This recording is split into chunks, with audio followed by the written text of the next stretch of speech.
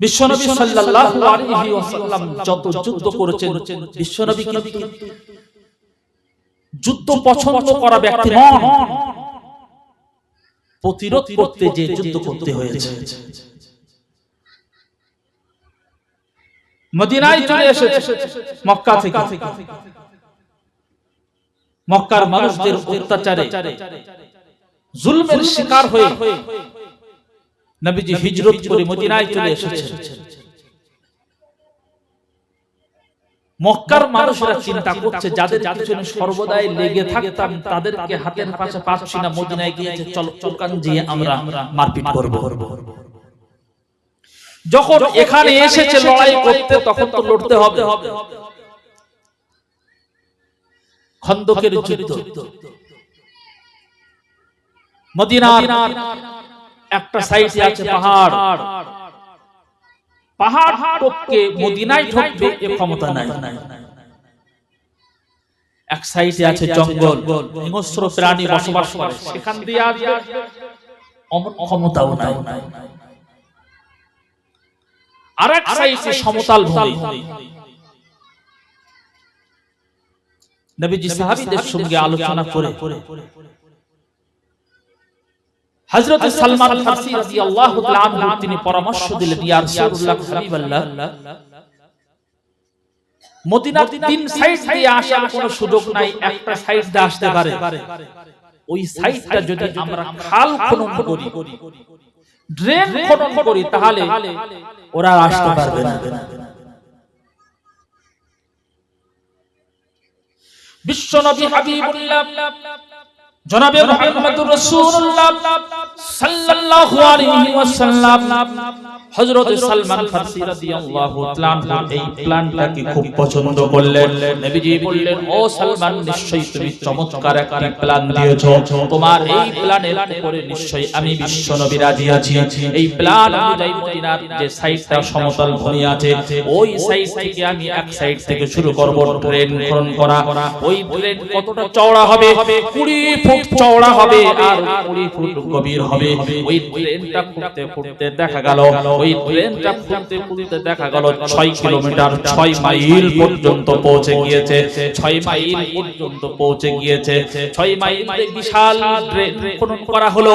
মদিনার জমিনে আক্রমণ করার জন্য আবু সুফিয়ান নেতৃত্ব দিয়ে 15,000 সৈন্য নিয়ে মদিনার সাইডে চলে এসেছে।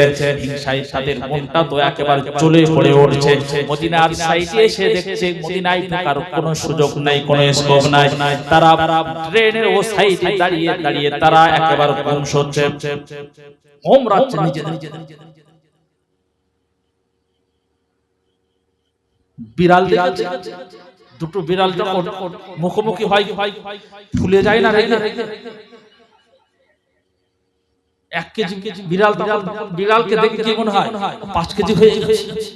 একটা মানুষ যখন রেগে যায় ফুলে যায়, তখন থামায় কে তাকে? আবু সুফিয়ানের নেতৃত্বে কত মানুষ? 15,000। প্রত্যেকের হাতে অস্ত্র আছে, তীর আছে, ধনুক আছে, তলোয়ার আছে, প্রত্যেকের কাছে ঘোড়া। তারা দাপিয়ে মদিনায় ঢুকে মদিনাটাকে লণ্ডভণ্ড করে দিল। অপরাধ নবীজি বলেছেন চুরি করা যাবে না, নবীজি বলেছেন মালের ঠকানো যাবে না, নবীজি বলেছেন ওজনে কম দেওয়া যাবে না, মদ পান করা যাবে না, নারীর ইজ্জত নিয়ে ছিনিমিনি করা যাবে না। এটাই হলো মূল অসুবিধার কারণ। কারণ আবু জেহেল, আবু লাহাব, আবু সুফিয়ান এরা দেখেছে যে মুহাম্মদ যে কথাগুলো বলছে সমাজের মানুষ যদি মেনে নেয়, তাহলে আমার ইচ্ছা মতন আমি যা খুশি তা করব, এটা সমাজ মানবে না। যাকে আমার খুশি পছন্দ তাকে আমি নিয়ে রাতে নিশি যাপন করব, এটা যদি মুহাম্মাদের আইন সমাজে প্রতিষ্ঠা হয়ে যায় তাহলে ওটা পারবো? আমি একজন ব্যবসায়ী, ব্যবসা করি, ওজনে ঠকিয়ে ঠকিয়ে আমি ইমারত করছি, অর্থের প্রাচুর্য গড়ে গেছে আমার কাছে। মুহাম্মাদের ওই আইনটা যদি সমাজের প্রত্যেকটা মানুষ মেনে নেয় তাহলে প্রতিবাদ সবাই করবে। সেখানে আমার ওই ওজনের ঠকানো কারবার আর মার্কেটে চলবে না। সেই জন্য যে আমাদের এই মূল জায়গায় ঘা দিয়েছে তাকে হটাতে হবে। ওকে মক্কা থেকে হটিয়েছি, মদিনায় যে এমন সংগ্রাম করবে, এমন সেখানে যে মেহনত করবে, ওখানকার মেহনতে মক্কা বিজয় লাভ করবে। আর সেদিন মক্কায় আমরা দাঁড়ানোর জায়গা খুঁজে পাবো না। চল মদিনায় চল, ওখানে দিয়ে শেষ করব। দেখবেন বর্ষায় হঠাৎ বিশাল মেঘ কালো হয়ে এসেছে, হালকা হাওয়া শুরু হয়েছে, এক ধরনের পোকা দেখবেন তাদের পাখনা গজায়। ওই পাখনা গজিয়েছে, লাইট দেখলে উড়ে সেদিকে যায়, যেদিন উড়েছে সেদিন সে শেষ হয়েছে। ওর এখন জীবনের শেষ প্রান্তে পৌঁছে গিয়েছে, সেই জন্য পাখনা গজিয়েছে। ওর কি চুলকুনি ছিল, লাইটে যাওয়া, বেশ তো ভালোই ছিল তো মক্কায়, ওখান থেকে মদিনায় 500 কিলোমিটার রাস্তা ঘাপিয়ে আসার কি দরকার ছিল? পাকা দানায় মই দিয়েছে। বিশ্বনবী হাবিবুল্লাহ জনাবে মুহাম্মদুর রাসূলুল্লাহ সাল্লাল্লাহু আলাইহি ওয়াসাল্লাম খন্দকের যুদ্ধে তিনি নেতৃত্ব দিচ্ছেন। বিশ্বনবী ওই 6 মাইল রাস্তা একবারে সাইড, একবারও সাইড দৌড়াদৌড়ি করে নেতৃত্ব দিচ্ছেন। নবীজি বলছেন, ও আমার সাহাবী তোমরা শোনো, আমাদের সৈন্যের যে আধিক্যতা আছে, আমাদের সৈন্যর যে গণনা আছে, আমি জানি আমাদের সৈন্য হলো মাত্র 3000 এবং অধিকাংশ মানুষের কাছে, সাহাবীদের কাছে অস্ত্র নাই, অধিকাংশ মানুষের কাছে তীর নাই, ধনুক নাই, কিছুই নাই, খালি হাতে আমরা এখানে দাঁড়িয়ে আছি। আমাদের কাছে একটা জিনিস আছে যার নাম হলো ঈমান। জোরে বলুন সুবহানাল্লাহ। আমাদের কাছে কি আছে? ঈমান আছে। আমরা লড়ছি কিসের জন্য? সমাজকে শান্তির জায়গায় বসানোর জন্য। আমরা লড়ছি নারীর ইজ্জত বাঁচানোর জন্য। আমরা লড়ছি সাধারণ মানুষ ব্যবসায়ীদের কাছ থেকে যাতে না ঠকে যায় সেই জন্য। আমরা লড়ছি মানুষ তার ন্যায্য পাওনা পেয়ে যাক এই উদ্দেশ্যে। আর তারা লড়ছে হিংসার কারণে। আচ্ছা, একটা মানুষের যখন হিংসাত্মক মনোভাব তৈরি হয় তখন তার ব্রেন কাজ করবে বলে মনে হয়? ড্রেনের ও সাইডে দাঁড়িয়ে দাঁড়িয়ে কি করছে? হাতে তীর ছিল, তলোয়ার ছুঁড়ে ছুঁড়ে মারছে। তলোয়ার তীর ছুটতে ছুটতে, বল্লভ ছিল, বর্ষা ছিল, এগুলো দূর থেকে ছুটতে ছুটতে সব খালের এসাইতে এসে পড়ছে। মোটামুটি 70 থেকে 75% অস্ত্র সব মদিনার ভিতরে চলে এসেছে। আবু সুফিয়ানের তখন জ্ঞান ফিরেছে। আবু সুফিয়ান বলছে, তোর যে কাজটা করছিস আর করিস না। বলছে, কেন? আমরা তো লড়তে এসেছি। বলছে, অস্ত্রগুলো সব ওদের হাতে হয়ে গিয়েছে, ওরা তো ছিল নিরস্ত্র, এখন সশস্ত্র হয়ে গেছে। জোরে বল। এ দোষ কার? সাহাবীদের। এ দোষ কার? সাহাবীদের। এটা আল্লাহ পাকের সাহায্য। জোরে বল।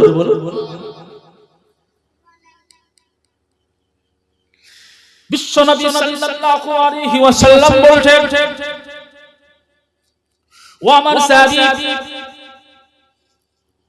এই মদিনার সাইডে যে ড্রেন খনন করা হয়েছে, ড্রেনের চতুর্থ সাইডে তোমরা দাঁড়িয়ে থাকো, মদিনার ভিতরে তোমরা দাঁড়িয়ে থাকো, আর লক্ষ্য রেখো যেন তারা ওই ড্রেন টপকে যেন এই সাইডে না উঠে আসে। একটানা একদিন নয়, দুদিন নয়, একটানা 28 দিন পর্যন্ত যুদ্ধরত অবস্থায় আছে। তারা ও সাইড থেকে যুদ্ধ করার জন্য চেষ্টা করছে, কিন্তু তারা কোনো রকমে পাচ্ছে না। একজন শত্রুপক্ষ রাতের অন্ধকারে বহু কষ্ট করে মদিনার সামনে প্রবেশ করে বিশ্বনবীর দরবারে হাজির হয়েছে। নবীজি তাকে দেখে চিনতে পারে নাই। নবীজি জিজ্ঞাসা করেছেন, তুমি কে হে, বলো তোমার পরিচয় কি? এ তখন বলছে, মুহাম্মদ, আমি হলাম আপনার শত্রু পক্ষের কোন একজন সৈন্য, কেন তুমি এসেছো, তোমার হাতে অস্ত্র কোথায়, খালি হাতে কেন তুমি এসেছো, তোমার টার্গেটটা কি বলো।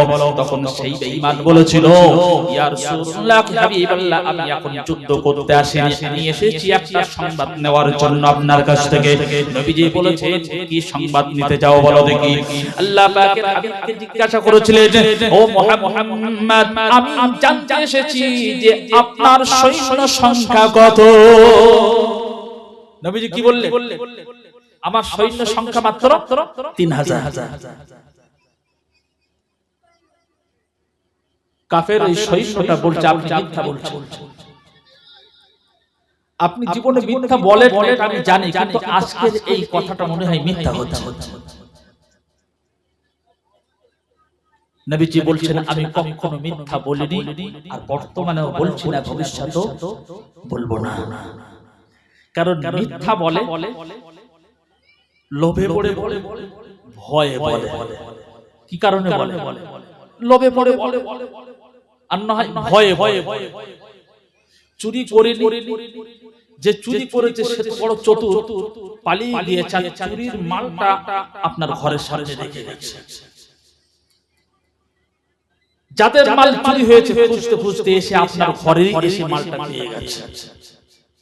মার্ডার যে করেছে সে তো বড় চতুর মানুষ, মার্ডার করে লাশটা আপনার বারান্দায় রেখে চলে গেছে।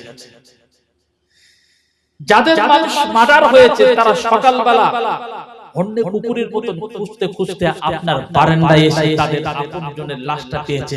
কাকে ধরবে? কাকে ধরবে? মারির ভয়ে কি যে বলবে তখন ঠিক নেই, কত মিথ্যে যে বলবে ভয়ে ভয়ে তার কোনো ঠিক নাই। আর লোভে পড়ে মিথ্যা বলবে। বিশ্বনবী হাবিবুল্লাহ জনাব মুহাম্মদুর রাসূলুল্লাহ সাল্লাল্লাহু আলাইহি ওয়াসাল্লাম এই সৈন্যকে শুনিয়েছেন, ও কাফের পক্ষের সৈন্য, তুমি শোনো, আমার ভিতরে লোভ নাই, আমার ভিতরে ভয় নাই। যদি সত্যি আমার ভিতরে ভয় থাকতো তাহলে আমি মক্কা থেকে হিজরত করে মদিনার জমিনে আসতে পারতাম না। কারণ যেদিন আমি মক্কা থেকে হিজরত করে আসি সেদিন আমার ঘরের চতুর সাইডে বেঈমানরা দাঁড়িয়ে ছিল, প্রত্যেকের হাতে নাঙ্গা তলোয়ার ছিল, খোলা তলোয়ার ছিল। তাদের টার্গেট ছিল এখনি মুহাম্মদকে আমরা ধরবো আর মেরে দিয়ে আবু জেহেলের দরবারে হাজির করব। আর দরবারে আবু জেহেলের দরবারে হাজির করে 2000 স্বর্ণ মুদ্রা আমরা ইনকাম করে নেব। এই পরওয়ানা যখন, এই ঘোষণা যখন আবু জেহেল দিয়েছিল, আবু জেহেলের নেতৃত্বে ওই সমস্ত মানুষরা আমার ঘরের সাইডে দাঁড়িয়ে ছিল। সেদিন যদি আমি সত্যি ভয় প্রাপ্ত হতাম, আমি ভীত হতাম, আমি ঘর থেকে আমি সারেন্ডার হয়ে যেতাম। কিন্তু আমি ভয় প্রাপ্ত হই নাই, বরং আমি আল্লাহর উপরে ভরসা করে সবার চোখে ফাঁকি দিয়ে আমি মদিনায় চলে এসেছি। আমি যদি ভীত হতাম তাহলে সেদিন আমি ধরা দিতাম, ধরা দিয়েছি বলছি না। আর যদি মনে করো আমি নবী, যেদিন আবু জেহেল, আবু লাহাব, উতবা, শাইবা, শিবা, ওয়ালিদ বিন মুগিরা, আবু সুফিয়ান, এরা সবাই মিলিতভাবে আমাকে বলেছিল, মুহাম্মদ তোমার এই কলেমা প্রচার, কোরআন প্রচারটা বন্ধ করতে হবে। এর জন্য তুমি যদি চাও আরবে যত সোনা আছে এই সমস্ত সোনার মালিক তুমি হবে, তোমাকে বানিয়ে দেব। মুহাম্মদ তুমি যদি চাও আরবে যত সুন্দরী নারী আছে সবাইকে তোমার ভোগের জন্য দেব, তুমি সবাইকে নেবে, কেউ তোমার বিরুদ্ধে আঙুলে কথা বলবে না। এটা যদি তুমি পছন্দ করো ওইটাই তোমার জন্য নিয়োগ করা হবে। যদি সেদিন আমি লোভী হতাম তাহলে সোনার মালিক হয়ে আমি সারেন্ডার করতাম, আমি কিন্তু করি না। কিন্তু সেদিনকার অবস্থা আমার ছিল এমন শোচনীয়, আমার ঘরে খাদ্যের ব্যবস্থা ছিল, আমি খুব মুহতাজ ছিলাম, দারিদ্রতার ছায়াতলে বসবাস করছিলাম। আমার পেট কোন পাথর বাঁধা ছিল, পেট পিঠের সঙ্গে লেগে গেছে। 3 দিন ধরে আমার কোনো খাদ্যের ব্যবস্থা নেই। ওই সময় আমাকে প্রলোভন দেওয়া হচ্ছে, মক্কায় যত সোনা আছে 24 ক্যারেটের সোনার সমস্ত মালিক তোমাকে বানাবো। আমার ভিতরে লোভও নাই, ভয়ও নাই, তাহলে মিথ্যা বলবো কেন? বিশ্বনবী হাবিবুল্লাহ জনাবে মুহাম্মদুর রাসূলুল্লাহ সাল্লাল্লাহু আলাইহি ওয়াসাল্লাম এই সৈন্যকে বলেছেন, তোমার যদি আমার কথা বিশ্বাস না হয় তাহলে মদিনার সাইডে সমস্ত আমার সৈন্যরা দাঁড়িয়ে আছে, আমার সাহাবীরা সমস্ত এই যে ট্রেন করা ট্রেনের সাইডে দাঁড়িয়ে আছে, তুমি একটা চক্কর এই ট্রেনটা ঘুরে এসো আর একটা অনুমান করে এসো আমার কত সৈন্য হতে পারে। এই কাফেরদের সৈন্য, এই সৈন্য বিশ্বনবীর কাছ থেকে এবার শুরু করেছে যে মদিনার পরীক্ষা খনন হয়েছে, যেটা ট্রেনের সাইডে কতজন সৈন্য মুহাম্মাদের আছে দেখার জন্য এক সাইড থেকে শুরু করে শেষ পর্যন্ত পৌঁছে গিয়েছে। তারপর নবীজির কাছে এসে বলেছেন যে মুহাম্মদ, আপনি যেটা বলেছিলেন আমার ধারণা ঠিক অমনি হয়েছে। জোরে বলুন সুবহানাল্লাহ। আপনি বলেছিলেন 3000, আমি দেখে এসে আমি অনুমান করছি 3000। তবু আর জিজ্ঞাসা করছি, একটু খুলে বলে তো কত সৈন্য? আচ্ছা, বারবার এই কথা কেন জিজ্ঞাসা করছে বলো তো? আসলে দেখছে এক, শুনছে আর, দেখছে এক, শুনছে আর। নবীজি বলছেন আমি সত্য বলছি, আমার সৈন্য সংখ্যা মাত্র 3000। আমার সৈন্য সংখ্যা মাত্র কত? 3000। নবীজি সাল্লাল্লাহু আলাইহি ওয়াসাল্লাম এই সৈন্যকে জিজ্ঞাসা করেছেন, তুমি বারবার কেন আমাকে সৈন্য সংখ্যা জিজ্ঞাসা করছো বলো? এই সৈন্য তখন বলছে, মুহাম্মদ, আমি 28 ধরে ওই সাইডে দাঁড়িয়ে আবু সুফিয়ানের নেতৃত্বে আমি যুদ্ধরত অবস্থায় আছি। আমি ও সাইডে দাঁড়িয়ে দেখছি যে কারে শুধু 3000 নয়, আমার অনুমান হচ্ছিল ও সাইড থেকে সাইড কত সৈন্য আমি অনুমান করেছিলাম, আমার অনুমান হলো কমসে কম 3 লক্ষ। জোরে বলুন সুবহানাল্লাহ। আমি দেখছিলাম কত? 3 লক্ষ। আর আপনি বলছেন 3000। এসে দেখছি কারুর কাছে ঘোড়া নেই, কারুর কাছে উট নেই, কারুর কাছে যুদ্ধের পোশাক নেই, ভালো ধনুক নেই, তীর নেই, ভালো তলোয়ার নেই।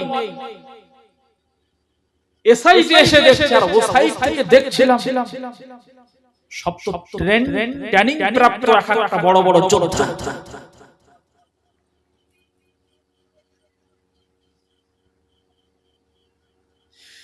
রব্বুল আলামিন বিশ্বনবী সাল্লাল্লাহু আলাইহি ওয়াসাল্লামকে শুনিয়েছেন, তাতানাজ্জালু আলাইহিমুল মালাইকা আল্লা তাখাফু ওয়া লা তাহজানু ওয়া আবশিরু বিল জান্নাতি কুনতুম তুআদুন। যখন কোনো বান্দা আল্লাহ পাকের হয়ে যায়, আল্লাহর ভরসা রাখে, তখন আল্লাহ পাকের পক্ষ থেকে তাতানাজ্জালু আলাইহিমুল মালাইকা, বেঈমানদের পক্ষ থেকে আগত একজন সৈন্য। তুমি শুনে রেখে দাও, যখন আমরা আল্লাহর উপর ভরসা করে এই যুদ্ধে একেবারে অটুট হয়ে দাঁড়িয়ে আছি, সীসা ঢালা প্রাচীরের মতন দাঁড়িয়ে আছি, আল্লাহ পাকের পক্ষ থেকে অগণিত ফেরেশতা দিগকে আল্লাহ পাক আমাদের সৈন্য হিসেবে পাঠিয়েছেন। জোরে বলুন সুবহানাল্লাহ।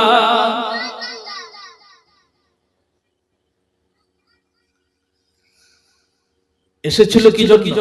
সৈন্য সংখ্যা জানতে, সৈন্য সংখ্যা জানা হয়ে গেছে।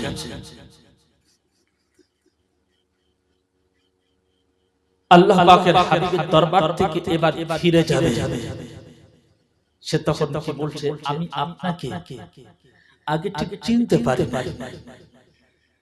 আপনাকে দেখব বলে অনেকবার আশা করছি। আবু সুফিয়ান ভুল বুঝিয়েছিল আমাকে, আমাকে ঠিকটা বোঝাই নাই। আমাকে বলেছিল আবু সুফিয়ান, আবু লাহাব, আবু জেহেল, উতবা, শাইবা এরা সবাই মিটিং করে আমাদেরকে বুঝিয়ে রেখেছে মুহাম্মাদের মতন খারাপ চরিত্রের মানুষ, দুষ্ট চরিত্রের মানুষ পৃথিবীতে হয় না, জোরে বলুন নাউজুবিল্লাহ। কিন্তু আমি তো আপনার শত্রু, আমি তো এসে আপনার কাছে ধরা দিয়েছি। আপনি যদি সত্যি দুশ্চরিত্রের মানুষ হতেন তাহলে আগে আমার সঙ্গে কথা না বলে আমার পর্দাটা উড়িয়ে দিতেন, সেটা না করে আমাকে সম্পূর্ণ নিরাপত্তা দিয়েছেন। আমি যেটা জানতে এসেছিলাম ভালোভাবে সেটা জানতে পেরেছি, চলে যাচ্ছি, তবুও আপনি কিছু বলছেন না, তার মানে নিঃসন্দেহে আপনি মুহাম্মদ, আপনি আল্লাহ পাকের রাসূল, আপনি আল্লাহ পাকের রাসূল। এ হলো আদর্শের মালিক। ইন্নাকা লাআলা খুলুকিন আযীম, উত্তম চরিত্র দিয়ে আল্লাহ পাক বিশ্বনবী সাল্লাল্লাহু আলাইহি ওয়াসাল্লামকে পৃথিবীর জমিনে পাঠিয়েছেন। সেই চরিত্রে কাছে এসে যে একবার ধরা পড়েছে, সে জীবন দেওয়ার জন্য নবীর জন্য প্রস্তুত হয়ে গিয়েছে। যারা বলেন সুবহানাল্লাহ। কি ভাবছেন?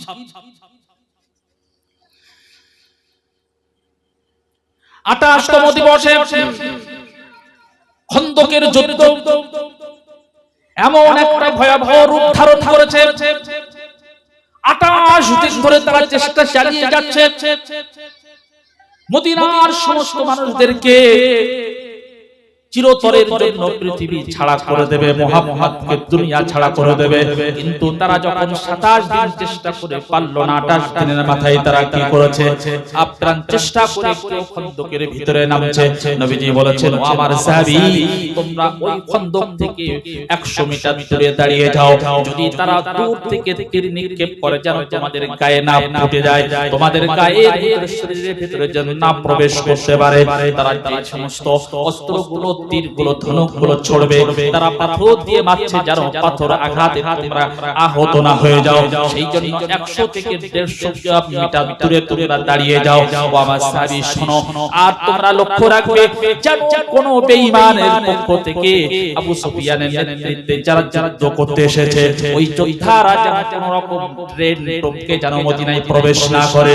কিন্তু 28তম দিবসে তারা আপ্রাণ চেষ্টা করে কেউ ওই ট্রেনে নেমে পড়েছে। নবীজি তখন বলেছেন, ও আমার সাহাবী, আজকের দিনটা হলো বড় কষ্টের দিন, সামাল দেওয়া বড় কঠিন হচ্ছে। বিশ্বনবী সাল্লাল্লাহু আলাইহি ওয়াসাল্লাম যোহরের নামাজ পড়ার জন্য, যোহরের নামাজ পড়ার উদ্দেশ্যে প্রস্তুতি নিচ্ছেন। নারায়ে তাকবীর, নারায়ে তাকবীর।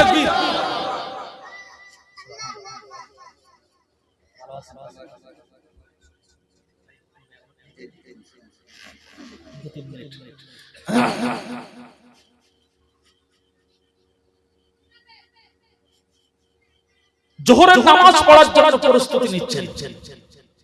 নামাজ পড়বে, নামাজ পড়তে গেলে মদিনার সাইডে যে খন্দক খনন হয়েছে, ওরা এবার মদিনায় প্রবেশ করবে। জিবরাইল আলাইহিস সালাতু ওয়াস সালাম বিশ্বনবী সাল্লাল্লাহু আলাইহি ওয়াসাল্লামের কাছে এসে বলছেন, ইয়া রাসূলুল্লাহ, হাবিবাল্লাহ, যোহরের নামাজ দুপুরে যে আল্লাহ সিদ্ধান্ত করেছেন, আসরের নামাজ বিকালে যে আল্লাহ সিদ্ধান্ত করেছেন, মাগরিবের নামাজ সন্ধ্যায় যে আল্লাহ সিদ্ধান্ত করেছেন, সেই আল্লাহ আজকের দিনের জন্য যোহর, আসর, মাগরিবের নামাজ রাত 12টা দুটোর পর পড়ার সিদ্ধান্ত নিয়েছেন। জোরে বলুন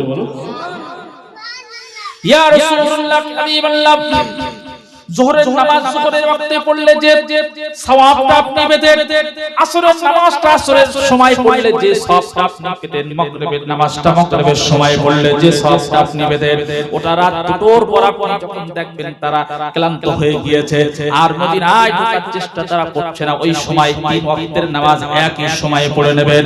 এই 3 ওয়াক্তের নামাজ একই সময়ে পড়ে নেওয়ার কারণেও আল্লাহ পাক আপনার আমলনামায়, সাহাবীদের আমলনামায় ওই যুক্ত ওয়াক্তে পড়লে যতটা সওয়াব হতো, অতটাই সওয়াব আল্লাহ পাকের ফেরেশতারা প্রত্যেকের আমলনামায় লিখে দেবেন। সুবহানাল্লাহ। রাতের বেলা নামাজ পড়তে যাবে 29তম রজনী, মদিনার নিকটবর্তী এলাকাগুলো ভূমিকম্প শুরু হয়েছে। পায়ের নিচে মাটি থরথর করে কাঁপছে। ঝোড়ো হাওয়া শুরু হয়েছে, বৃষ্টি শুরু হয়েছে। 80 কিলোমিটারের উপরে ঝোড়ো হাওয়া, বৃষ্টি, প্রচন্ড ঠান্ডা শুরু হয়েছে।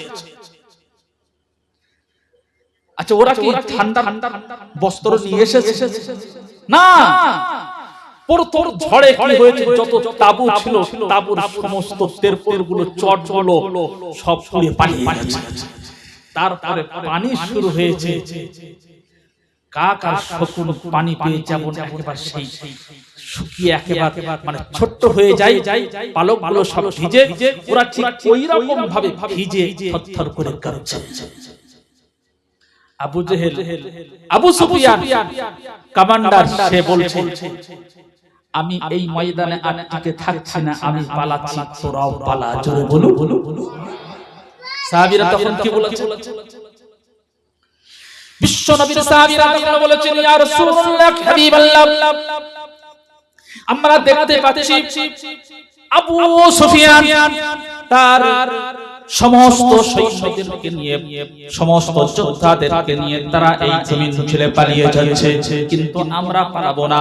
ইয়া রাসূলুল্লাহ, হাবিবাল্লাহ, আপনি আমাদেরকে অর্ডার করেছেন যেন তারা মদিনার ভিতরে না প্রবেশ করতে পারে, সেই জন্য এই ট্রেনটাকে, এই খালটাকে তোমরা পাহারা দেবে। যতই ঝড় হোক, 80 কিলোমিটার গতিতে কেন, যদি 200 কিলোমিটার গতিতেও যদি ঝড় হয়, আমরা দাঁড়িয়ে যতক্ষণ থাকার ক্ষমতা ততক্ষণ দাঁড়িয়ে থাকবো। ঝড়ে যদি উড়িয়ে দেয় তাহলে আমাদের সাধ্যের বাইরে তারা পর্যন্ত দাঁড়িয়ে থাকবো। আর আমাদের গায়ে শীতের কোনো বস্ত্র নাই, কাঁপতে কাঁপতে যতক্ষণ পর্যন্ত আমাদের ভিতরে জান থাকবে ততক্ষণ পর্যন্ত এই অর্ডার ফলো করে এই মদিনার ভিতরে দাঁড়িয়ে থাকবো। জোরে বলুন সুবহানাল্লাহ। কেন এটা করেছিলেন? বিশ্বনবী সাল্লাল্লাহু আলাইহি ওয়াসাল্লাম তলোয়ার দিয়ে তাদেরকে জয়লাভ করে নাই, নিজের আখলাক দিয়ে, নিজের সুব্যবহার দিয়ে, নিজের মধু মিশ্রিত ভাষা দিয়ে তাদেরকে এমন ভাবে পাগল করেছিলেন, আকৃষ্ট করেছিলেন, জীবন দেওয়ার জন্য তারা প্রস্তুত ছিলেন। আর তাদের টার্গেট ছিল সমাজটাকে বিশুদ্ধভাবে তৈরি করা, সমাজটাকে সুন্দরভাবে গঠন করা, সমাজে সবাই উপযুক্ত ন্যায্য পাওনা পেয়ে যায়, এই উদ্দেশ্যে তাদের লড়াই ছিল, যুদ্ধ ছিল। আর তাদের যুদ্ধ ছিল তো প্রতিহিংসার কারণে। সেই জন্য প্রতিহিংসার কারণে যারা যুদ্ধ করতে এসেছে, সামান্য একটু অসুবিধা হয়েছে, ঝোড়ো হাওয়ায় তারা সব পালিয়ে গিয়েছে, কিন্তু নবীর সাহাবীরা পালাই নাই। সত্যি যদি আমরা সেই নবীর উম্মত হই, তাহলে দুনিয়ার জমিনে যত বিপদ আসুক, যত মুসিবত আসুক, ঠিক আমরা ঈমানের উপরে টিকে থাকতে পারবো, ঈমানের উপরে টিকে থাকতে পারবো। যদি সত্যি আমাদের টার্গেট থাকে বিশ্বনবী সাল্লাল্লাহু আলাইহি ওয়াসাল্লাম যে টার্গেটে সাহাবীদেরকে বলেছিলেন, সেই টার্গেটে যদি আমাদের চলা হয়, সম্মানীয় ভাই ও বাবাজি, বিশ্বনবীর সিরাত বর্ণনা করা আসল উদ্দেশ্য না। উদ্দেশ্য হলো বিশ্বনবীর জীবন চরিত্র শুনে আমাদের জীবনটাকে একটু পরিবর্তন করতে হবে। নবী চলে গেছেন, সাহাবীরা চলে গেছেন, তাবিঈরা চলে গেছেন, তারা তো ধন্য হয়ে চলে গেছেন, তারা তো বেড়া পার হয়ে গেছে, তারা তো জান্নাতের বাসিন্দা হয়ে গেছে। আমরা সত্যি জান্নাতের বাসিন্দা হওয়ার কাজ করতে পারছি কিনা সেটা মেলানোর জন্য এই রাত জেগে এখানে বসে আছি। সম্মানীয় ভাই ও বাবাজি, আল্লাহ পাক আমাদেরকে আমাদের জীবন একটু চেঞ্জ করে আমাদের ফলোয়ার পৃথিবীর অন্য কোন বেঈমান যেন না হয়ে যায়, আমাদের ফলোয়ার বিশ্বনবী সাল্লাল্লাহু আলাইহি ওয়াসাল্লাম যেন হয়, এই তৌফিক আল্লাহ পাক আমাদের সবাইকে দান করুন। সকলে বলুন আল্লাহুম্মা আমিন। ওয়া আখিরু দাওয়ানা আনিল হামদুলিল্লাহি রাব্বিল